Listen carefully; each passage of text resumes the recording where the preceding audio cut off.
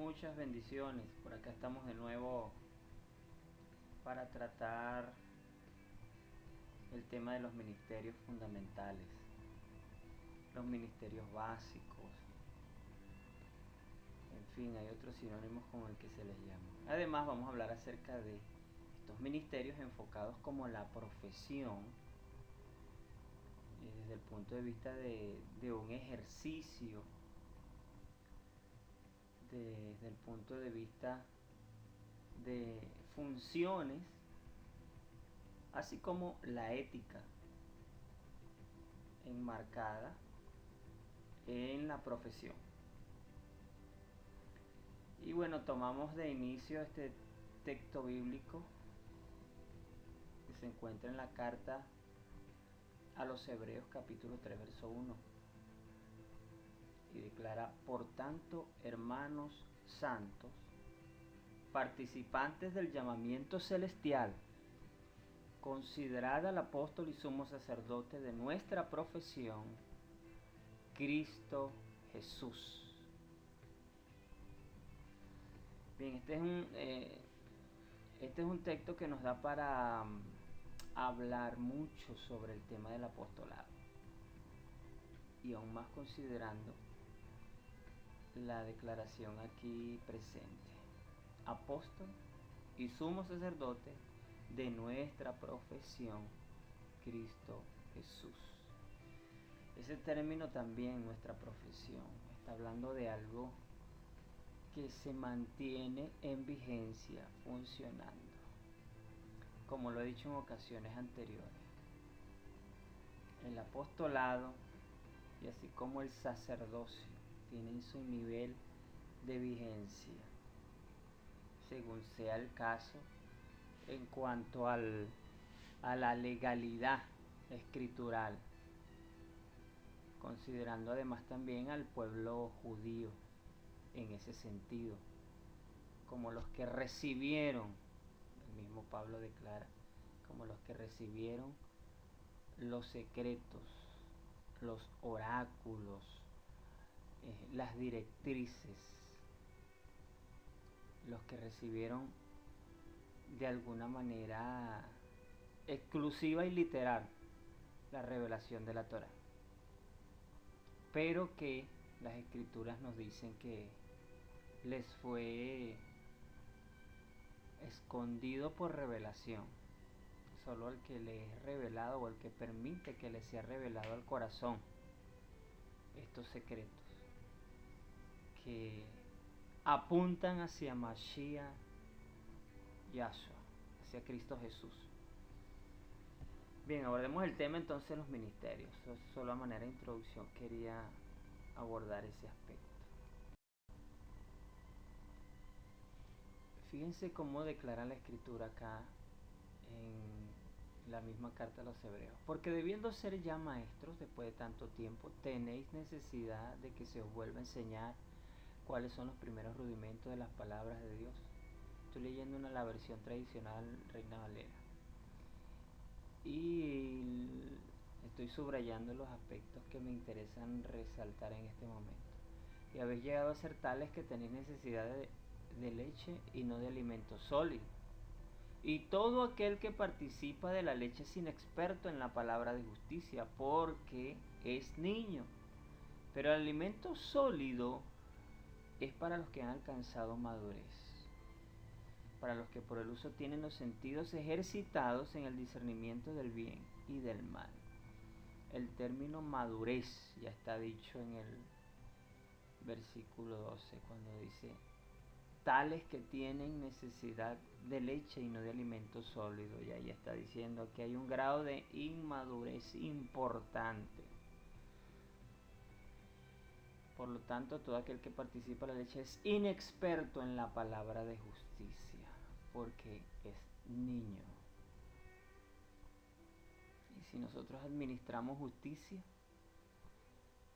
debemos velar porque las personas con madurez, es decir, que por el uso tienen los sentidos ejercitados en el discernimiento del bien y del mal, y hablemos del discernimiento por el Espíritu de Dios, por el Espíritu Santo de Dios, es quien nos permite conocer la justicia. Recordemos lo que declaran los versículos de los capítulos 14, 15 y 16 de Juan. Declara que el Espíritu Santo de Dios nos hará saber, nos revelará y nos convencerá de pecado, de justicia y de juicio, considerando los aspectos de discriminación, ¿sí?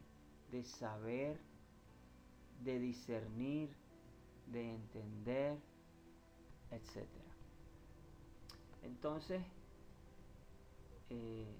es natural que en vez de llegar a consumir leche, consumamos alimentos sólidos. Es decir, es natural que en el mundo espiritual crezcamos.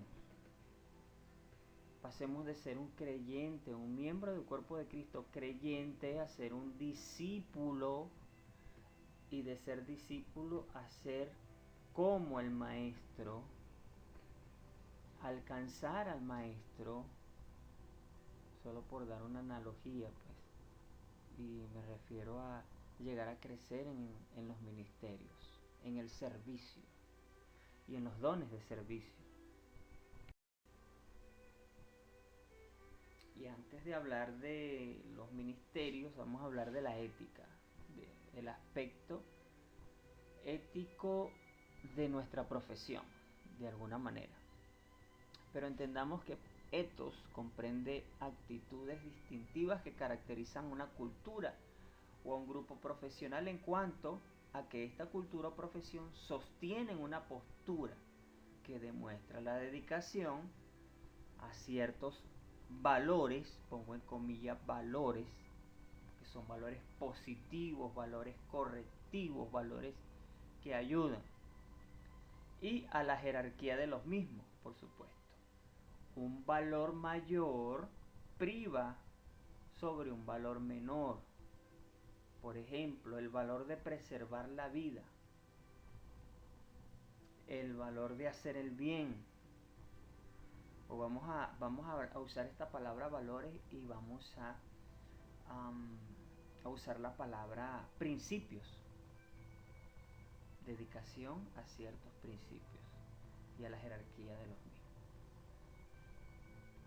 Entonces, existen mandamientos, principios mayores que privan sobre principios o mandamientos menores por su nivel de jerarquía. Solo por citar un ejemplo, hablando del sábado, el día de reposo, si un animal estaba en peligro de muerte porque por alguna razón caía en una grieta, entonces la persona era responsable de guardar el sábado, el Shabbat, y no trabajar. Pero la ley mayor, el principio mayor de preservar la vida de ese animal, permitía ayudarle. Bueno, así por ejemplo hay otras implicaciones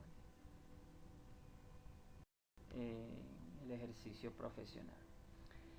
El concepto de la ética es más o menos es la ciencia que se ocupa de los deberes morales del hombre.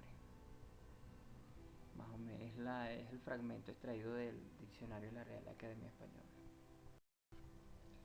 La ética ministerial es la calidad del ejercicio, la profesión entendida como una vocación en el sentido de un servicio y asignación irrevocable, con valores morales y espirituales, dedicado a la comunidad de creyentes de la fe sin discriminar a los no creyentes, por supuesto. Ya que los no creyentes, por ejemplo, son el objetivo a alcanzar, entre otras cosas. Ahora, el ministerio visto como profesión, fíjense, considerando además el ejercicio ético del mismo. La primera carta a Timoteo, el capítulo 6, verso 12, y en la carta a los Hebreos también vamos a tener esta lectura. Pelea la buena batalla de la fe, echa mano de la vida eterna, a la cual asimismo fuiste llamado, habiendo hecho la buena profesión delante de muchos testigos. Este término de buena profesión está descrito como la confesión de la profesión. Es decir, habla de una prédica. Y realmente una profesión es predicar un oficio. Predicarlo con hechos. Seguimos, te mando delante de Dios que da vida a todas las cosas y de Jesucristo que dio testimonio de la buena profesión. Aquí está. Está felicitando a Timoteo porque así como Cristo, como imitando a Cristo, dio testimonio de la buena profesión. En el caso de Jesucristo delante de Poncio Pilato. Vamos a Hebreos ahora. Ya leímos 1 Timoteo capítulo 6, versos 2 y 13. Ahora vamos a leer Hebreos 3, verso 1, el capítulo 4, verso 14 y el capítulo 10, verso 23.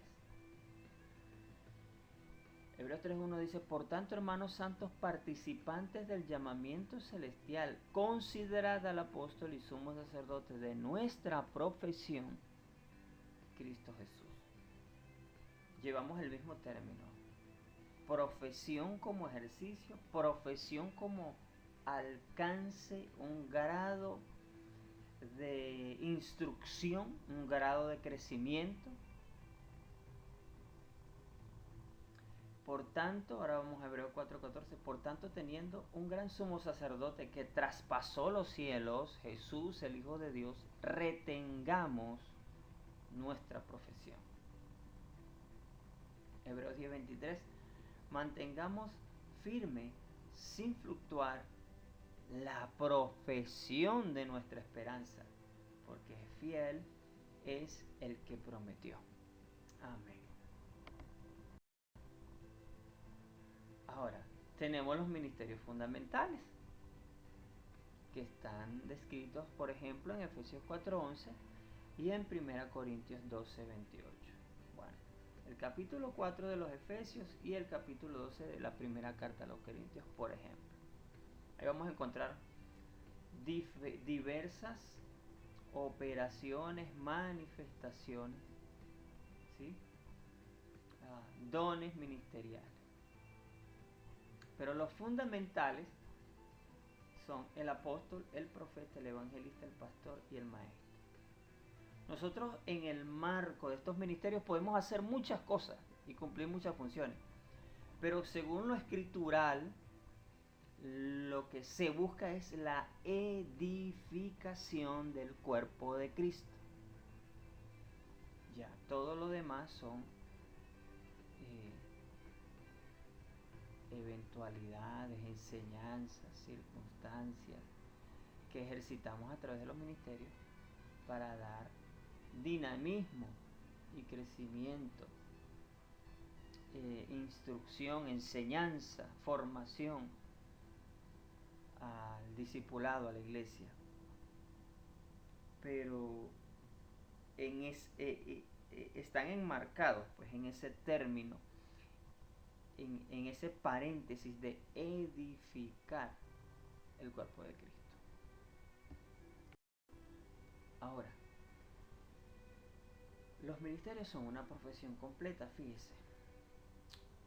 Juan 3:34, Dios no da el Espíritu por medida, acá subrayé este término, pues Dios no da el Espíritu por medida, hablando del Espíritu Santo. El Espíritu Santo que es el garante para recibir los dones ministeriales, no se da incompleto, no se da por medida.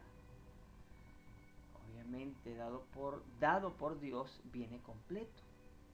1 Corintios 12:7, pero a cada uno les da la manifestación del Espíritu para provecho.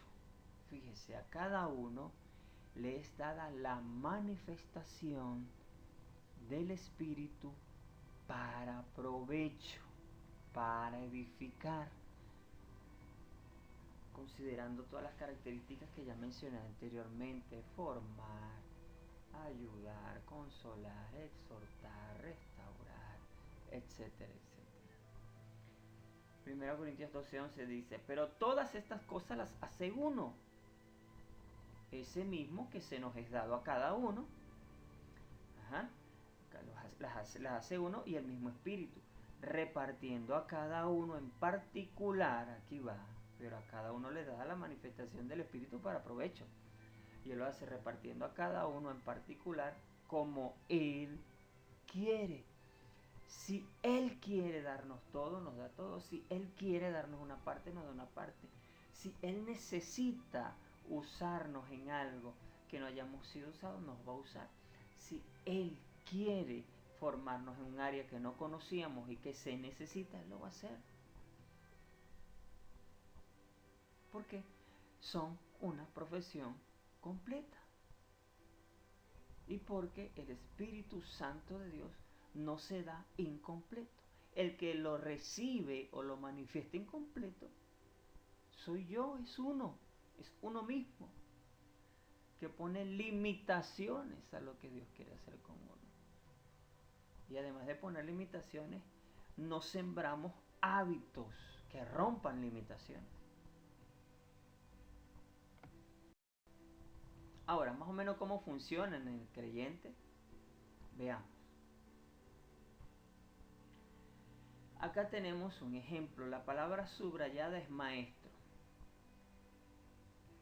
Y de un lado tenemos apóstol, profeta, evangelista, pastor y maestro, ¿verdad?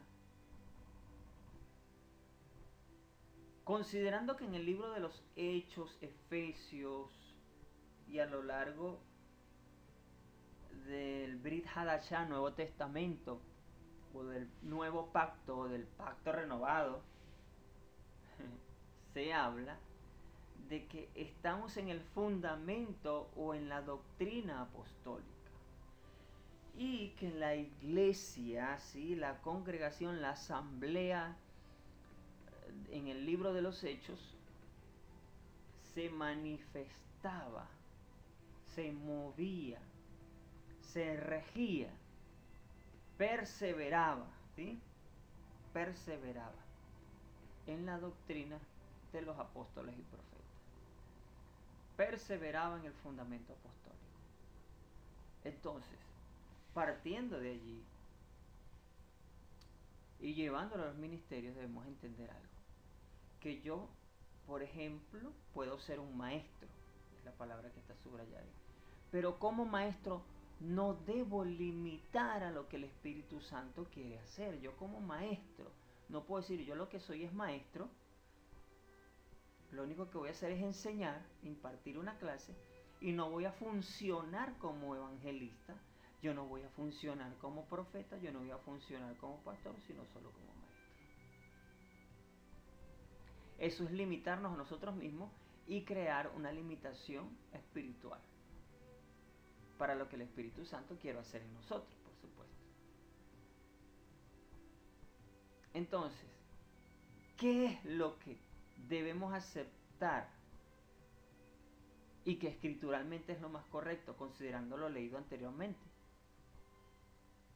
Por ejemplo, es que si yo soy un maestro apostólico, porque mi fundamento y mi doctrina es apostólica. Fundamento y doctrina apostólica. Y lo puede averiguar en las Escrituras. El fundamento doctrinal es apostólico y profético. No sé en qué momento comenzamos a abolir las verdades bíblicas. Ahora, siendo apostólico, porque es el gobierno, es el fundamento, cuya piedra principal del fundamento es Jesucristo, ¿sí?, apóstol de nuestra profesión, sumo sacerdote, según lo declarado por el rabino Shaul por revelación a los hebreos. Entonces, ahora, siendo un maestro apostólico, no soy apóstol, soy apostólico por el fundamento y la doctrina, que quede claro. Porque apóstol es un líder que ya está puesto en la iglesia, es un líder que gobierna la iglesia, junto a los 5 ministerios, como una mano. Entonces, este maestro funciona como un maestro profético. Este maestro funciona como un maestro evangelístico. Este maestro funciona como un maestro pastoral. Es el deber ser. Y este maestro forma maestros. De alguna manera es el deber ser. Puede colaborar en formación de profetas, puede colaborar en formación evangelista, puede colaborar en formación de pastores, pero sobre todo colabora en la formación de maestros. Porque todos los ministerios funcionan en el que procura ejercitarlos y además se especializa. Si usted no es médico, usted no va a funcionar en el área de la medicina. Usted puede tener ideas de algunos aspectos médicos, pero si usted estudia medicina, usted ejercita la medicina y se especializa en ella. Nosotros como creyentes debemos pasar de la leche a lo sólido y debemos pasar de niños a un crecimiento de madurez espiritual, donde de los rudimentos básicos pasemos a aspectos más profundos, a descubrir misterios y cosas grandes ocultas que nadie conoce. Entonces, de un tiempo a otro no podemos ser siempre discípulos, siempre crecemos y discipulamos a otros, es decir, nos convertimos en maestros, nos convertimos en profetas, nos convertimos en evangelistas, nos convertimos en pastores. Ahora, todos estos ministerios, ahora pase cada uno de estos ministerios a la línea subrayada. Profeta, bueno, es un profeta apostólico, porque está regido por un gobierno apostólico. Y este profeta es un profeta evangelístico, es un profeta pastoral y es un profeta magisterial. O digamos, es un profeta maestro también, para usar otro término. Pero puede moverse en los 5 ministerios y en los dones espirituales que quiera, que están descritos 9. El fruto del Espíritu debe habitar en él. Debe manifestarse completo el fruto del Espíritu, que son 9 aspectos, 9 características del fruto del Espíritu. Entonces, esto no es una moda en boga, la moda de los 5 ministerios, la moda del ministerio quíntuple. No. Esto es escritural, esto es fundamento. Debemos movernos en todos los ministerios. Porque si el Espíritu Santo quiere usarnos en alguno de ellos, puede hacerlo. Es como el ejemplo que le di. Usted no funciona como médico porque usted no se formó como médico. Pero usted se forma como médico y va a funcionar como médico. Si usted no aprende inglés, no va a conversar con otras personas de habla inglés. Pero si aprendemos el inglés, vamos a conversar con gente que habla inglés. Y el Espíritu Santo nos puede usar para predicarle a gente que habla inglés. De manera que el mismo Espíritu Santo nos anima por efecto de la unción que Él deposita en nosotros. Nos lleva a escudriñar, a investigar, a formarnos, a autoformarnos, a crecer.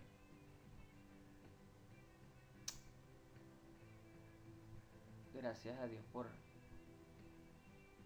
por aquellas personas que entienden esta gran verdad y la asumen así. Desde hoy no te limites. Yo soy pastor y de allí no hago más nada. Yo lo que soy es tal cosa y de allí no hago más nada. tú puedes seguir creciendo, puedes seguir funcionando en otras áreas. En sujeción, en gobierno, en obediencia. Ahora fíjese, doctrina y fundamento es como ética, es como ejercicio de la ética. Hechos 2:42, fíjense como dice, y perseveraban en la doctrina. Ahí está, la doctrina, el fundamento, la doctrina son los principios de ética. Entonces, la doctrina de los apóstoles, comunión unos con otros, el partimiento del pan y en las oraciones. Efesios 2:20, edificados sobre el fundamento de los apóstoles y profetas, siendo la principal piedra del ángulo Jesucristo mismo. El fundamento es apostólico y profético. Yo respeto las creencias o el modo de gobernar de cada iglesia, porque el gobierno eclesiástico escritural es apostólico y profético. Si hay una iglesia con gobierno pastoral exclusivo, no hay problema. Tranquilo. De todas maneras, estamos en el margen del gobierno de la palabra. Es como que usted me diga que hay una iglesia que es gobernada o que es liderada, vamos a usar ese término, que es liderada por un profeta. Y usted me diga, no, eso está mal porque el que debe gobernarle es un pastor. No, un profeta puede hacerlo. Y el profeta funciona en la oficina pastoral. El profeta funciona en la oficina apostólica, porque esa fue la persona que el Señor puso allí.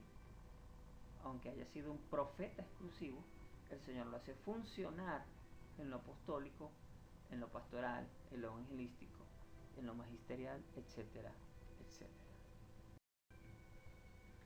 Primera de Pedro 2:5, vosotros también como piedras vivas sed edificados. Allí agregué la palabra formación en paréntesis, como casa espiritual y sacerdocio santo, para ofrecer, ahí está la palabra profesión, entre paréntesis, sacrificios espirituales aceptables a Dios por medio de Jesucristo.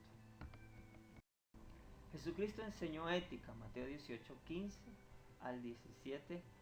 Dice, por tanto, si tu hermano peca contra ti, ve y repréndele estando tú y él solos. Fíjese ese nivel de ética, de resguardo, de cuidado.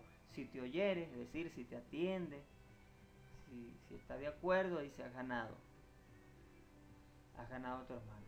Pero este no es un ganar de competencia, es un ganar de atraerlo, es un ganar de convencimiento para bien. Entonces, más si no te oye, toma un contigo a uno o dos, para que en boca de 2 o 3 testigos conste toda palabra. Si no los oyere a ellos, entonces dilo a la iglesia. Y si no oyere a la iglesia, tenle por gentil y publicano. Y esto es ética, modo de actuar, forma de ser. Esto es una acción profesional, lo que Jesús nos está enseñando. Ahora fíjese este caso como ejemplo de ética ministerial. Segunda de Samuel 12:1 dice, Jehová envió a Natán a David, viniendo a él le dijo, había 2 hombres en una ciudad, uno es rico, el otro es pobre. El rico tenía numerosas ovejas y vacas, pero el pobre no tenía más que una sola corderita, que él había comprado y criado, que había crecido con él y con sus hijos juntamente, comiendo de su bocado y bebiendo de su vaso, y durmiendo en su seno, y la tenía como una hija.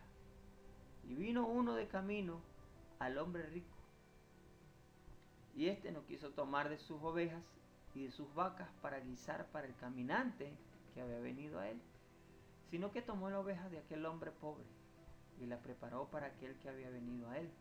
Entonces se encendió el furor de David en gran manera contra aquel hombre, y dijo a Natán, esto es la historia, la parábola, el midrash que le está contando el profeta. Y entonces esta es la respuesta del rey David. Dijo a Natán, vive Jehová, que el que tal hizo es digno de muerte. Fíjense la sentencia. Y eso nos enseña un poco también con respecto al impartir justicia, considerándonos a nosotros mismos. Restaurar con mansedumbre, considerando a nosotros mismos. Y debe pagar la cordera con 4 tantos porque hizo tal cosa. Y no tuvo misericordia. Entonces dijo Natán a David, fíjese esta forma ética, tú eres aquel hombre. Natán, siendo profeta, estando en buena condición espiritual, viene ante David y sin embargo no llega condenándolo, no llega reprochando, no llega reprimiendo, sino que busca llamar su atención a través de este relato para hacerle ver entonces su propia culpa, su propio pecado. Tú eres aquel hombre. No le dijo tú eres el culpable, tú eres el malo, tú eres el inconsciente. No. Le dijo, tú eres aquel hombre. Entonces, eso nos habla de la profesionalidad. Eso nos habla de una práctica, de una prédica. Eso nos habla de honra, nos habla de respeto, a pesar de. Y usted sabe, ¿por qué quizá en el fondo Natán actuó así con David? Por mérito. ¿Cuál mérito? El mérito que el mismo David ganó cuando era perseguido por Saúl. Fíjese que Saúl perseguía a David. Sin embargo, David no lo deshonró, no entró en deshonra. Y siempre perdonó la vida de Saúl, aun cuando Saúl intentaba matarlo. Y él dijo que no tocaría al ungido de Dios, al Mashiach de Dios, por usar un término y relacionarlo con el ungido. No atentaría contra el rey. Y David jamás atentó contra el rey. Tuvo ética en su actuación. Tuvo ética cuando escuchó el canto de las vírgenes o de las doncellas. David mató a sus 10,000, Saúl a sus 1,000. Y eso es ética. Saber cómo regirnos, saber cómo controlarnos, saber cómo hablar, saber cómo actuar, tomar decisiones correctas. Eso es ética. Ética no es un elemento de praxis, de práctica mundana, secular, para que usted me entienda el término. Es de la vida diaria. Y aún más si somos cristianos. Ahora fíjese, por ejemplo, ética colectiva. Ezequiel 33:7. A ti pues, hijo de hombre, te he puesto por atalaya a la casa de Israel. Y dirás la palabra de mi boca y los amonestarás de mi parte. Ética individual. Hechos 20:31. Por tanto, velad acordándoos que por 3 años de noche y de día no he cesado de amonestar con lágrimas a cada uno. Veamos, por ejemplo, algo que considero como regla de oro en la ética ministerial. Así que todas las cosas que queráis que los hombres hagan con vosotros, así también haced vosotros con ellos, porque esto es la ley y los profetas. Mateo 7:12. Ahí está resumiendo la Torá y los profetas. Gálatas 6:1. Hermanos, si alguno fuera sorprendido en alguna falta, vosotros que sois espirituales, restauradle con espíritu de mansedumbre, considerándote a ti mismo. O sea que tú también seas tentado, sobrellevad los unos la carga de los otros y cumplid así la ley de Cristo. Porque el que se cree ser algo, no siendo nada, a sí mismo se engaña. Así que cada uno someta a prueba su propia obra. Y entonces tendrá motivo de gloriarse solo respecto de sí mismo y no en otro, porque cada uno llevará su propia carga. Cada uno someta a prueba su propia obra. En otros términos, en otras palabras, esto sería como decir, crecemos superándonos a nosotros mismos.